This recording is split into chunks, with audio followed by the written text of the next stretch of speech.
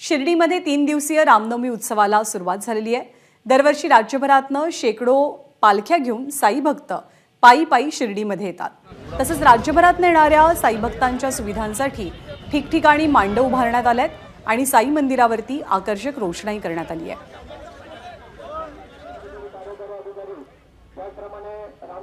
आता आपण शिर्डीत आहोत प्रवेशद्वारावर। या ठिकाणचं दृश्य पाहिलं तर आपल्याबरोबर वेगवेगळ्या क्षेत्रातील 3 व्यक्ती आहेत। एक आहेत जे या ठिकाणी साई भक्त येत आहेत, त्यांचं स्वागत डोक्याला गंध लावून केलं जाते। त्यांच्याबरोबर आहेत साई संस्थांचे मुख्य कार्यकारी अधिकारी गाडीलकर साहेब आणि त्यांच्याबरोबर तिसरी जे व्यक्ती आहेत हे गेल्या 50 वर्षापासून अविरतपणे या ठिकाणी पायी येतात आणि पालखी बरोबर येऊन या ठिकाणी रामनवमीला साईबाबांचं दर्शन घेतात। आपण या तिघांशी संवाद साधणार आहोत।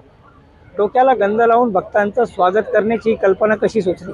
आम्ही येणाऱ्या प्रत्येक पदयात्रीचं शिर्डी शहरामध्ये स्वागत झालं पाहिजे, त्याला या ठिकाणी एक आनंदमय, भक्तिमय, मंगलमय वातावरण निर्माण झालं पाहिजे। यासाठी आम्ही सर्व पालखी स्वागत समितीच्या वतीने येणाऱ्या प्रत्येक भक्ताला गंध लावण्याचं या ठिकाणी नियोजन केलं। जवळजवळ 1 लाख साई भक्तांना आम्ही येत्या 3 दिवसामध्ये गंध लावणार आहोत। 3 दिवसाचा हा उत्सव आहे। 16 एप्रिल, 17 एप्रिल आणि 18 एप्रिल। 16 एप्रिल रोजी द्वारकामाई मंदिर जे आहे, द्वारकामाई जे आहे ते रात्रभर सुरू राहणार आहे पारायणासाठी। 17 तारीख जी आहे ती आपल्या उत्सवाचा मुख्य दिवस आहे, रामनवमीचा दिवस आहे। त्या दिवशी सुद्धा मंदिर जे आहे ते साई भक्तांना दर्शनासाठी जे आहे ते रात्रभर खुलं राहणार आहे। 1980 मध्ये आम्ही 22 जण झालो।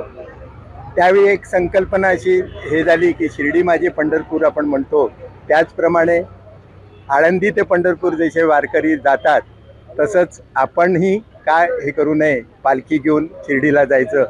म्हणून अनेक चर्चा आणि हे ते झाल्यानंतर 1981 मध्ये आम्ही 43 लोक ती घेऊन पहिली पालखी, म्हणजे जगभरात नाही असं म्हणायला हरकत नाही की बाहेरून जेव्हा पालखी ती आली आणि ती पालखी आले 5 वर्षे एकच पालखी होती, एकाचे 2 झाले, 2चे 4 झाले।